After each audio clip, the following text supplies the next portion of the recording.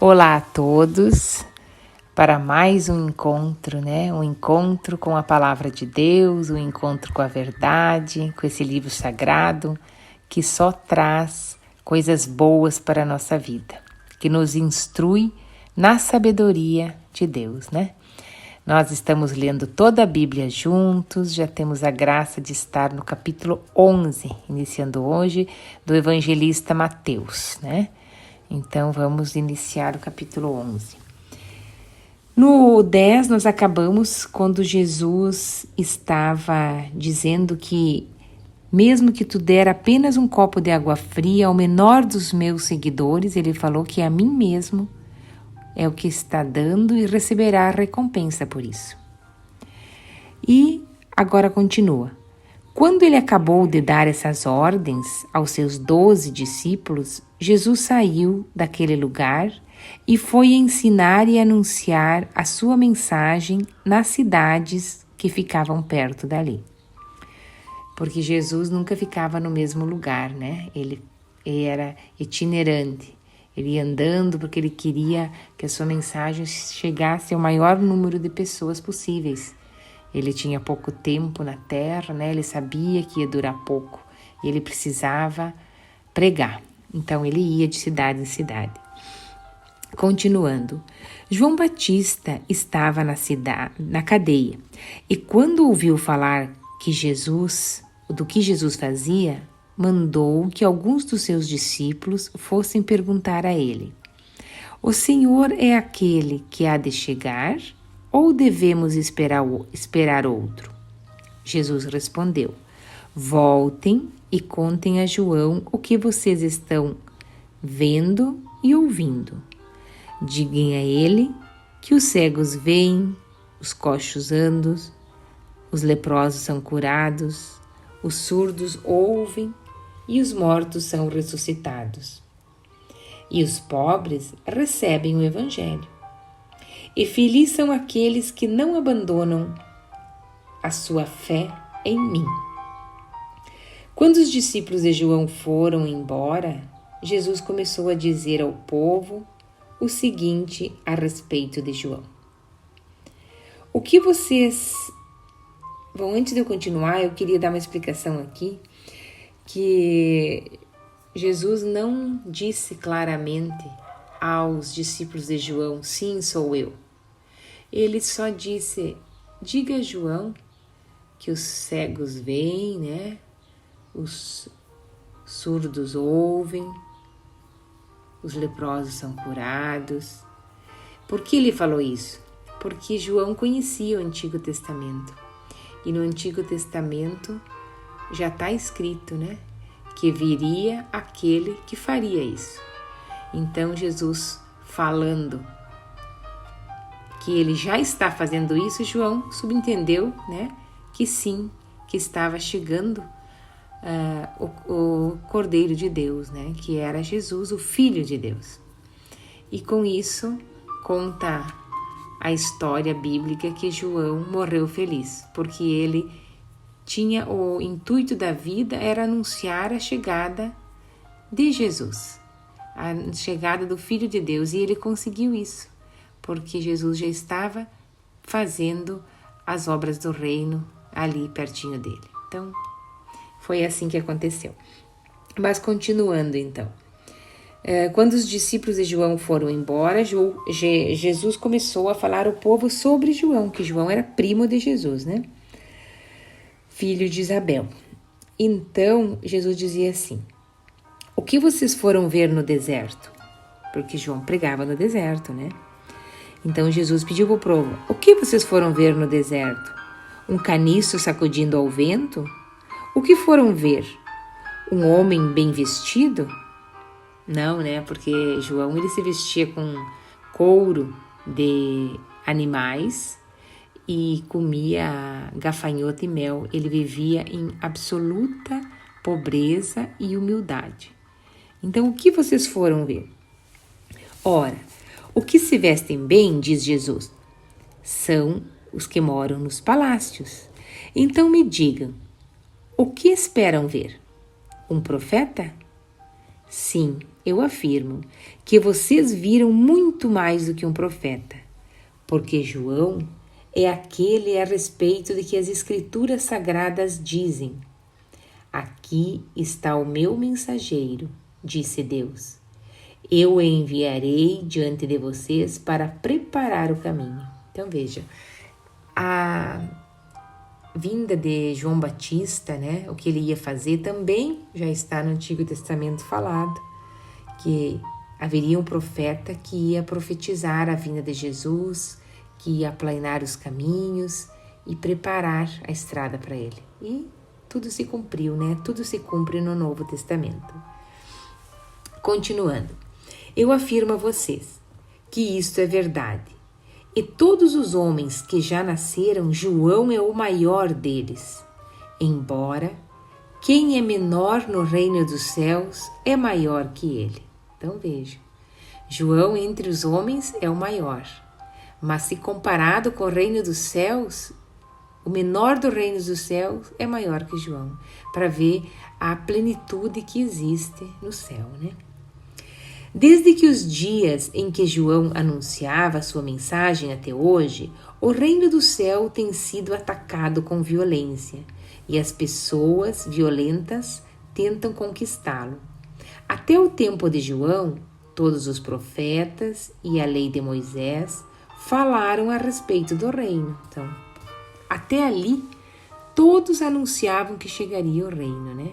E chegou com Jesus. Por isso, João morreu e deu a oportunidade, vamos dizer assim, que começasse o reino novo, o reino de Jesus. Não era só mais anunciado, mas era realidade, né? Continuando, versículo 14. E se vocês querem crer na mensagem deles, João é Elias, que está para vir. Se vocês têm ouvidos para ouvir, então ouçam. Mas com quem posso comparar as pessoas de hoje? São como crianças sentadas na praça. Um grupo grita para o outro. Então vejam que Jesus pediu: quem tem ouvidos para ouvir, que ouça. Só que às vezes a gente tem ouvido, mas não ouve, né? Não consegue entender as palavras de Deus. E ele comparou os homens de hoje como crianças que gritam um para os outros. Quer dizer, que não silenciam, que não ouvem a voz de Deus, que não escutam a palavra. Eles gritam coisas do mundo. Continuando, versículo 17. Nós tocamos música de casamento, mas vocês não dançam. Cantamos música de sepultamento e vocês não choram. Quer dizer, a gente não entende, aqui está dizendo, a sabedoria de Deus, né? Às vezes a gente lê e não entende. Às vezes é para nos alegrarmos e nós nos ficamos tristes, ao contrário. A gente não entende que muita coisa que acontece é para o nosso bem. E a gente pensa que não, porque não confia totalmente nessa palavra, que é vida, que é de amor, que é de verdade. Mas então nós temos que mudar a nossa maneira de pensar, né? Abrir os ouvidos espirituais para entender com o coração e não só com o ouvido normal que a gente tem, mas entender lá no fundo, entender na alma o que essa palavra quer me dizer. Continuando, versículo 18. João Batista jejua e não bebe vinho, e todos dizem: ele está dominado por um demônio. O Filho do Homem, que no caso é Jesus mesmo, né?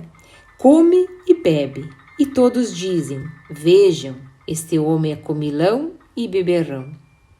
É amigo dos cobradores de impostos e de outras pessoas de má fama. Porém, é pelos seus resultados que a sabedoria de Deus mostra que é verdadeira. Então, é assim mesmo, né? Vamos refletir um pouquinho sobre esses últimos versículos, que diz que João, né, ele era totalmente adepto à humildade, ele se vestia com couro de animais, comia gafanhoto e mel, jejuava E chamavam ele de louco, que tinha um demônio no corpo, que não era possível uma pessoa ser assim. Então veio Jesus que fazia o contrário, comia, bebia, se reunia com os pecadores, e daí falavam que não era certo o que ele fazia. Então quer dizer que nós nunca estamos satisfeitos, né? Sempre botando defeito no outro, que devia ser diferente, que não devia ser assim. Então nós temos que nos aceitar mais, aceitar o outro e nos aceitar. Todos são diferentes, não existem pessoas iguais, mas todas têm o mesmo valor, né? Para o nosso Deus. Todos somos irmãos e temos o mesmo valor, então não adianta discriminar um, discriminar o outro, não aceitar e assim por diante. E essa última frase que diz assim: porém é pelos seus resultados que a sabedoria de Deus mostra que é verdadeira. Então o que importa é o resultado, né? Porque às vezes a gente está querendo uma certa coisa e pede a Deus e daí você não consegue aquilo, você pensa que foi abandonado, que nada deu certo, que não era para ser assim. Mas para a sabedoria de Deus, aquilo era para ser assim. Não era para dar certo, porque tinha coisa melhor para vir para você.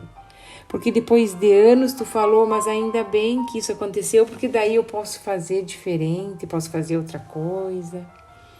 Então eu vou dar um exemplo do dia a dia para ficar mais claro. Você estudou para passar um concurso e daí você fez uma promessa para Deus. E daí você não passou no concurso. E daí você diz, Deus não me ouviu. Então, anos depois, você consegue passar em outro concurso, bem melhor que aquele. E aquele primeiro, a firma até faliu, não existe mais. Então, vejam, a sabedoria de Deus é infinita. Tem coisas que nos acontecem que a gente não entende. Muitas coisas são mistério, né? Por que acontece isso? Mas Deus sabe de tudo. Deus nos ama, Deus sabe que nós somos pedras brutas e precisamos ser lapidadas. Às vezes precisamos passar por algum sofrimento para daí adquirirmos mais valor, fazermos as coisas diferente, né? E evoluirmos, porque estamos aqui para evoluir. Então temos que confiar, botar toda a nossa esperança e a nossa fé em Deus e continuar a vivendo. É assim que Deus nos quer. Então, com isso, nós acabamos aqui no versículo 20, né? E daí nós vamos continuar no 19 e vamos continuar no próximo encontro no 20. Agora vamos fazer a oração de sempre, a oração do Espírito Santo. Vem, Espírito Santo, esvazia-me de mim e encha-me de ti. Vem, Espírito Santo, esvazia-me de mim e encha-me de ti. Que eu entenda que a sabedoria de Deus não é igual à sabedoria do homem. Ela é infinitamente melhor. E tudo o que me acontece é para o meu bem, embora eu não entenda no momento. Mas Deus tudo sabe, tudo vê, e eu tenho que colocar a minha confiança plena nele. Ele é meu Pai. E o Pai ama seu Filho eternamente. Como ele mesmo falou numa passagem bíblica, mesmo que a mãe que amamente esqueça o seu filho, que é quase que impossível, né? Uma mãe que está amamentando esquecer, eu não esquecerei. Então ele jamais nos esquecerá e sempre está do nosso lado, que ele mesmo falou. Passe céus e passe terra, eu estarei sempre ao lado de vocês. Então, com essa fé, com essa esperança, nós continuamos caminhando. Fiquem todos com Deus e até o próximo encontro.